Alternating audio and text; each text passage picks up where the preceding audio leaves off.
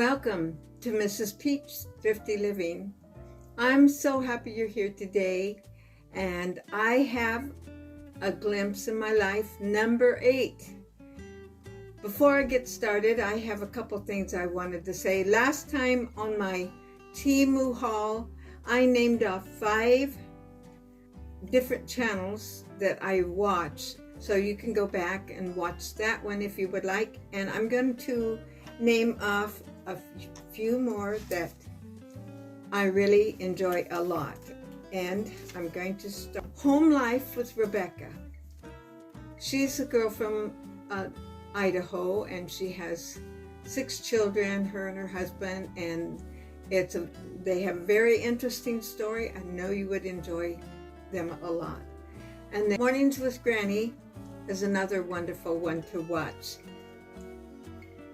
Farming Pastor's Wife. They live back east also, a lot of these do, and they pastor church. She cooks wonderful. They have a chicken farm, and it's very interesting, and so you would really enjoy that. There's a newer one that I just started watching fairly recently, and that is The Happy Caravan. They are a family of 12. All their children plays musical instruments. They're like violins and all the stringed instruments, and they live in New York now. And I find that very fascinating to see how they go on the subway a lot. They even go on the subway to go to church. It's interesting, and I think you might find. The last one I'm going to tell you about today is Southern Frugal Living. And I think they live in Georgia. They do a lot of cooking, and it's Calvin and Marie. Okay, now I want to get started on a glimpse in my life.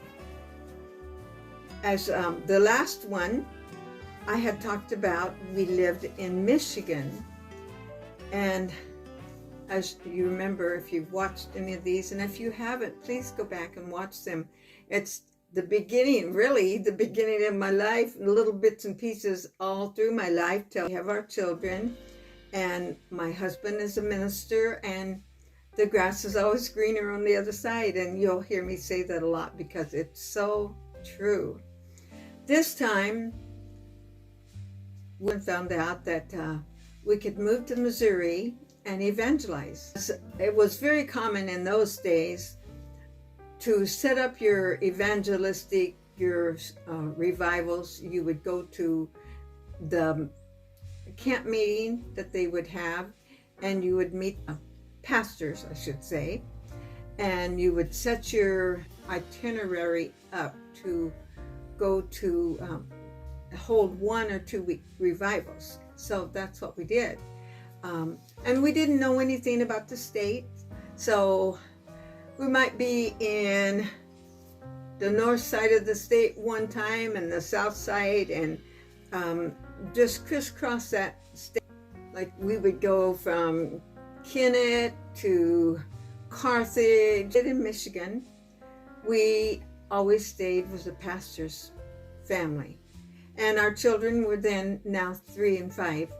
And at that time, our daughter, and you've probably seen her on here, Gail, she loved to sing, and she would just sing. She started singing when she was 18 months old, and she would sing that song, Amen, Amen, Amen.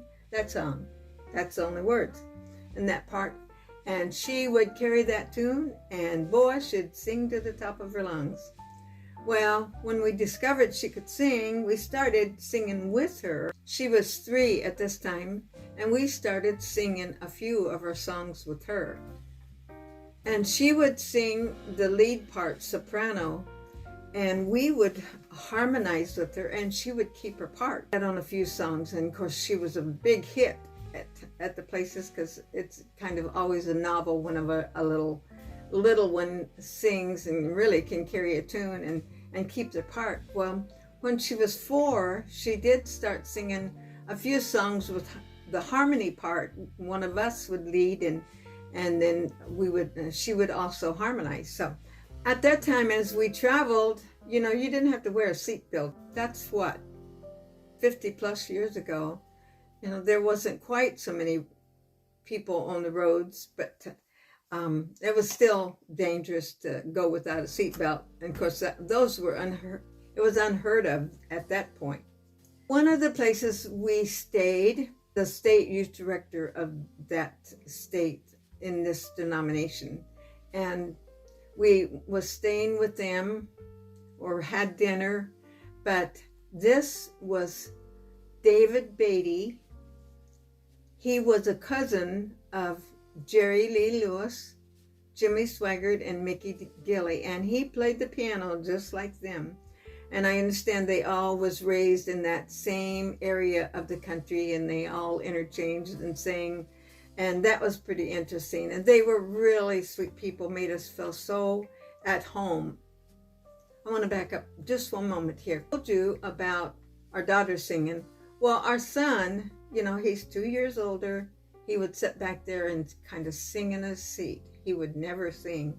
He was very shy.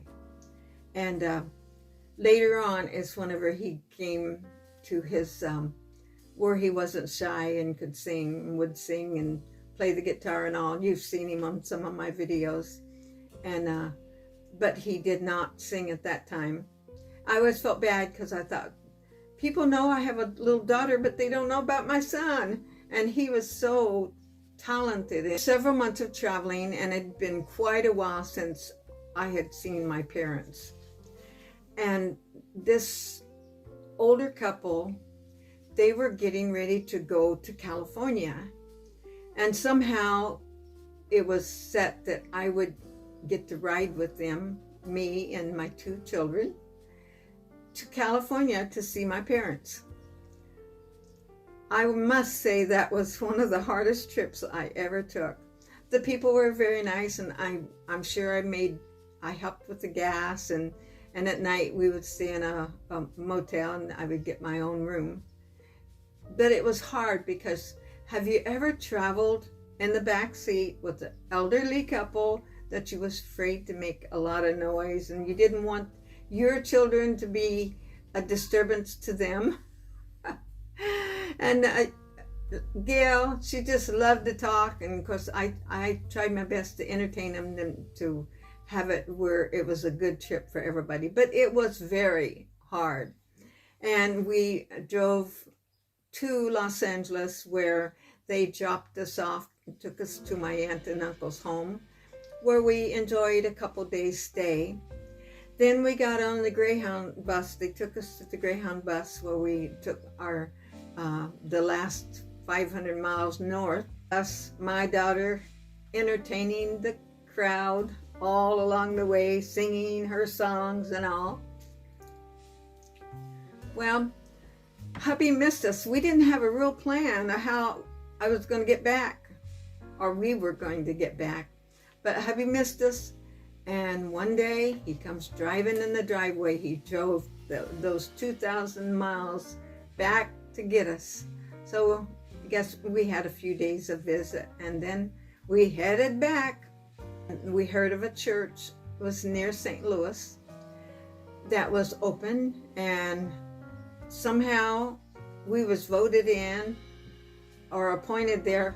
I don't remember which, but it was a very nice church. The people were really nice, and we had a parsonage. We actually lived in a parsonage again, and it was an old, from what I understand, it was an old home where the priests lived. It had all these little cubbies and all in it, and right directly across the road, just like a driveway across, was the cemetery. I don't remember ever being afraid of being that close and living that close to a cemetery, but what I do remember being afraid of there, if you would say afraid, is the storms. We lived on a hill, first off, and the storms were just so much, you know, Missouri.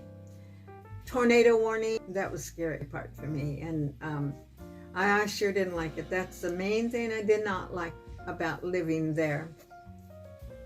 we always made friends with all of the church members because we didn't have family. So that's when I remember having a lot of allergy problems, and I ended up going to a doctor, and they did the test on my, to see what she was allergic to, and there was a lot of things. Like, I remember one of them was Johnson grass, just lots of little things like that. And then I started getting the shots that would help you, and eventually, I guess, my system was so built up that I didn't have to worry about that anymore. I have to tell you that we settled there and was there forever, but not so. Pretty soon, we ended up leaving that church and moving, and I don't remember any big like flare-ups and mad and people getting mad and all those kind of things, but so we ended up moving to Kansas City. And at that place, my husband got a job as a car salesman. And then as we lived there, and then we rented a house, and this might have been one of the first times we ever rented a house. Most of the time, they were provided by the church or whatever, but this time we rented a house.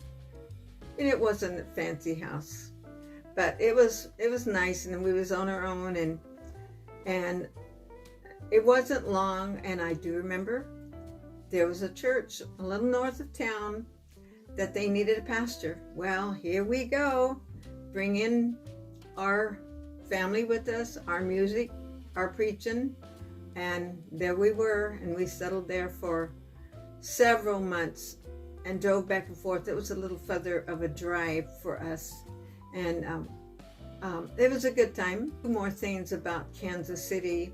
We didn't have a place whenever they would have the sirens would go off for the tornadoes, and if they did, we would have to go to our neighbors down the street for a shelter. Never was in an actual tornado, but the scares of it all. Some really nice neighbors there, and I do remember one time her and I went shopping or something, and she had a little Corvette. We had a breakdown of the car, broke down in the worst part of Kansas City, and we made it. It was fine, and we stayed there for some time. I don't even know this year.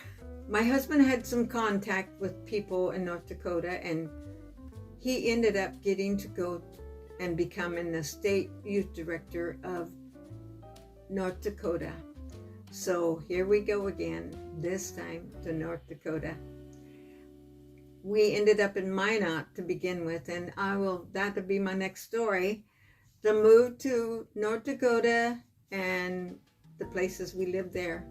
I'd like to say it was just one, but like I said, the grass is always greener on the other side, and at least we got to see a lot of country. And when somebody says, wow, I used to live here, I think, I used to live there too. Or I've been there, I passed through there. So there's a lot of those things, but those kind of things I'm rich in. Places I've been, it's just part of my life. I'm back, and I hope you'll check out my other videos. I've got a lot of them going now. I'm not quite 800 subscribers now. The watch time is not quite 2,000, and you need to have 4,000 to reach this goal of being monetized. What I want to do is I pray that I can be a blessing and an encouragement. I hope you'll come back next time. God bless you so much, and I pray God just keeps his hand on you, and you remember him always in your prayers, and he loves you. Next time, I'll see you next time. Like and subscribe. If you haven't subscribed, reach down there where that little subscribe button is and press it. And press like. I don't have a lot of them that press like, and it's okay. I do have an idea that you might like some of it. So anyway, I know I'm rambling, so I'll have to stop. God bless you.